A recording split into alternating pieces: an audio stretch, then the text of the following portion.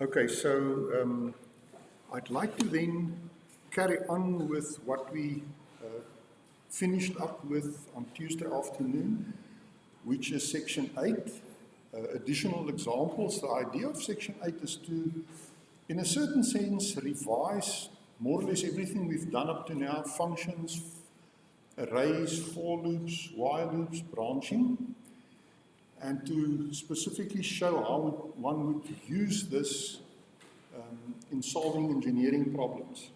And quite often you'd like to break the, let's say, more complicated problem up into smaller bits that is easier to think about and easier to code. And then you would,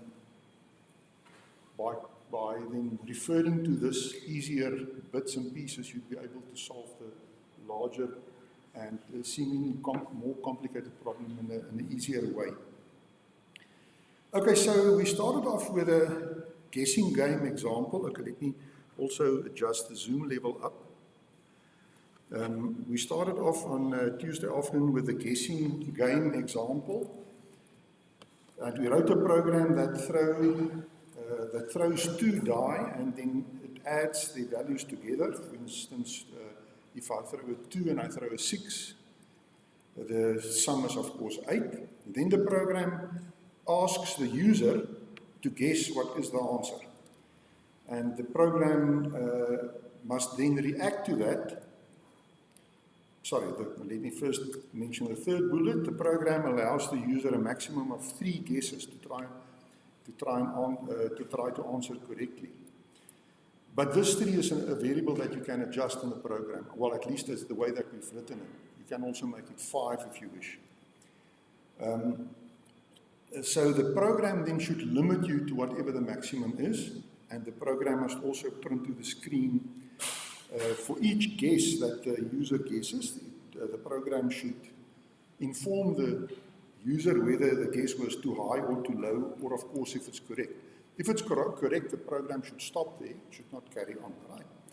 And we use this, of course, to break the problem down into smaller pieces, to identify what structures we need to solve the problem. We show the while loop, and we correctly implemented nested structures here. Okay, so this is the program. We firstly define the random dice function. I don't want to discuss this again because it was discussed on Tuesday and it is in the recording. We modified the print underscore info function from what it is in the class notes by including the LL and UL, the lower limit and the upper limit, and we return this to the calling program. That is not so in the notes that you have. Then the function play game is not the main program, but you can almost think of this as the main calling program. The main program calls this play game function, and the play game function calls the other 2 functions to do what you'd like to do. And the play game function uses a while loop, and I actually made the error but I conceded the error also during the lecture on Tuesday. I couldn't figure out why it will only allow 3 guesses. I was thinking that it will actually go through this while loop 4 times. And of course, the error that I've made is this is a smaller than and not a smaller and equal to. And that is I didn't realize that was the error. I only noticed that when I watched the recording again. So that's the error that I've made. It will go through this while loop 3 times. Well, that is if max guess is 3. So I told you that it's actually a variable that you can adjust. But if you set max guess is 3, it will go through the while loop 3 times because if this is a smaller than and not a smaller than or equal to. If it's smaller than or equal to, it will go through as it's written here, it will go through the while loop 4 times. And then in the original, as it is in your notes, this KK is 1, record 36, 37, and 39 is not there, and play game is not indented. So in other words, this is the main program, the calling program essentially. And the main program just consisted of a play game with maximum guesses passed to the function. And we illustrated that worked, but that simply gives you a single play. And so then we concluded, but we'd like to make it a little bit more interesting. So we'd like to put it also in a loop so that you can play the game as many times as you want to, and then you can exit the loop when you're bored or when you need to go to something, carry on with something else. So to call the play game function, which is the main function, we inserted the play game call into a while loop.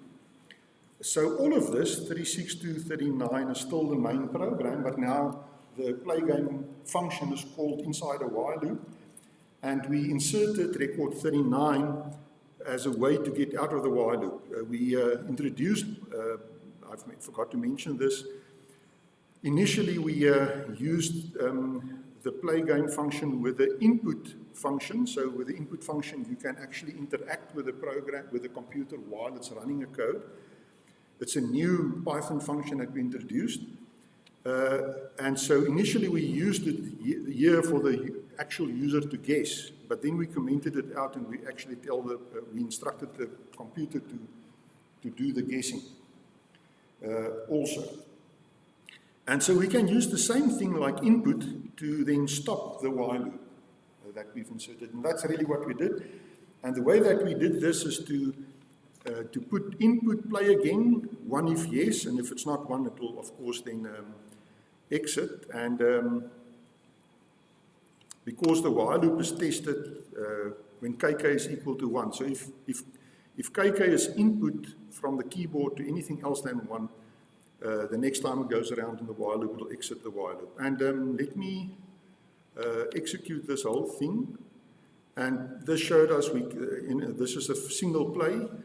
And in this case, after 2 guesses, the computer actually guessed correctly. And it now asks me whether I want to play again. So if I put 1, then I have a second play. And if I now put 0 or anything else, it stops. Right.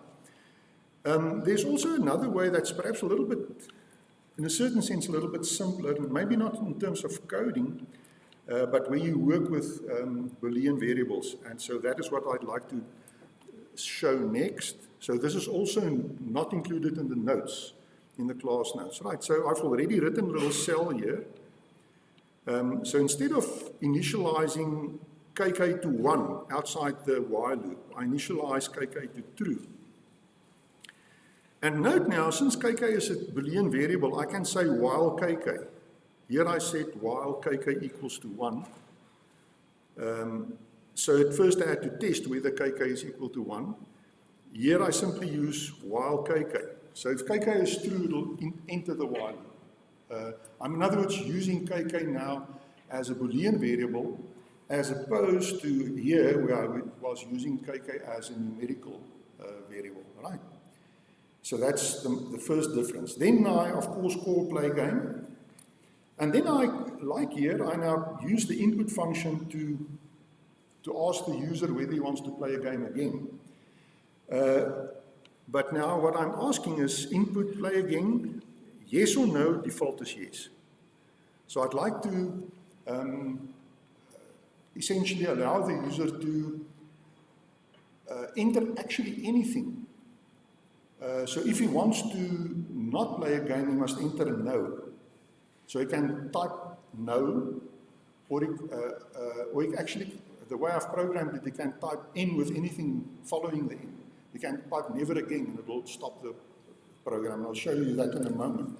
But if he types anything else, anything not starting with the N, will actually allow the program to carry on. And even you can just enter return. That will also mean that the default value of yes is used. Now to terminate the game, the user can, I've programmed it such that the user can use either a small N or a capital N, or he can use no with a small N or a capital N, or he can use never with a small N or a capital N. All of those cases will terminate the while loop. So I'd say KI is just a name equals input play again. But note here's a difference also, because I'm now going to accept a string rather than a number. Yes or no or whatever is a string. And even if I press 1 or 2, it will read it as a string also. And because of that, in this while loop, I do not have this int. Remember here, if I didn't put this as an int here, the input function reads a string by default.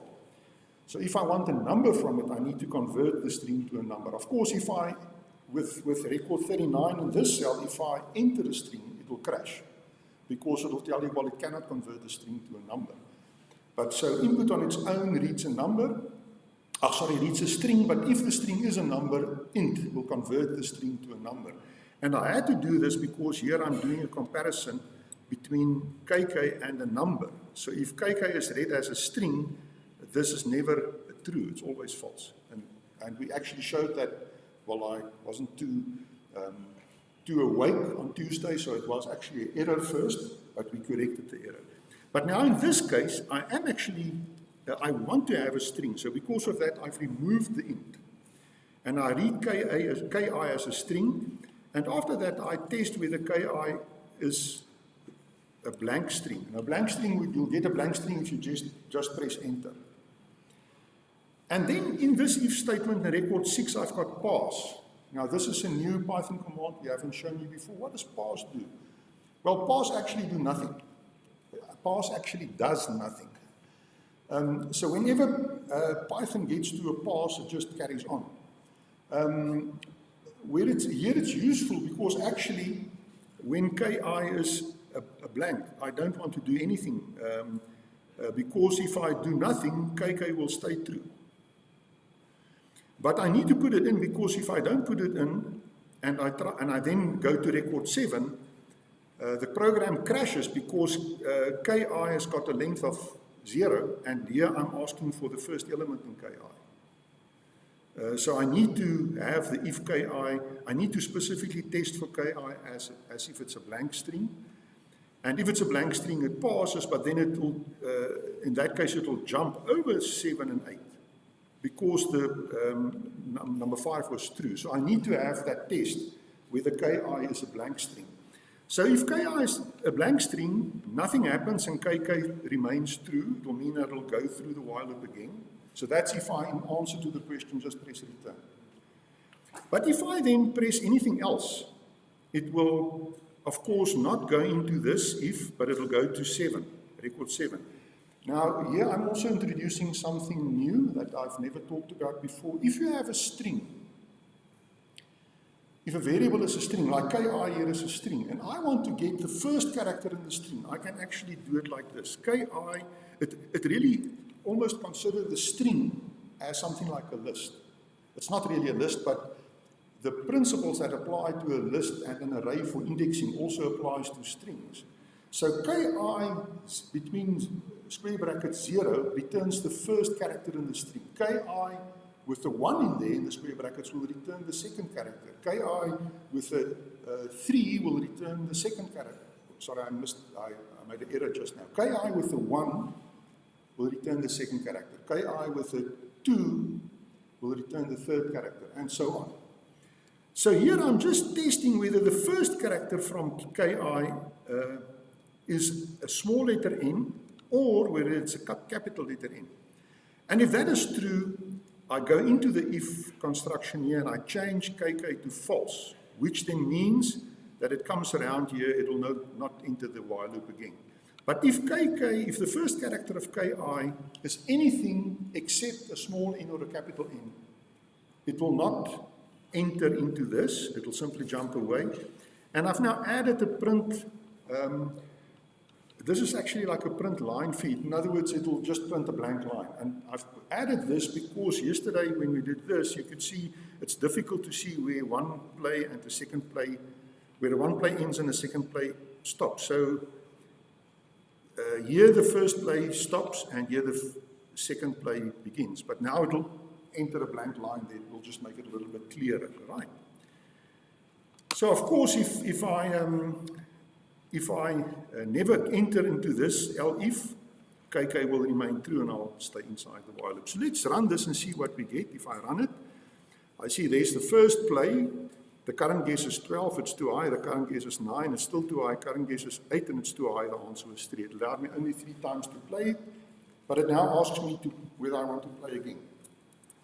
So I'm going to just hit return now. So if I hit return, I've got a next game. So there's the blank line that I've talked about. Current guess is 5 is too low, current guess is 10, it's correct. So the answer was 10. Okay, so there I was successful, but it asks me whether I want to play again. If I now enter yes, enter, I play another game. If I do just some characters, I play another game. But if I type never again, since the first character is an N, it should now stop. And yes, there it stopped, right? And so also if I run the cell again, that's the first game. Let's say I want to exit now. I can just press an N and I've exited, right? So I think since we've played this quite a bit on Tuesday afternoon, I'm not going to do this now again.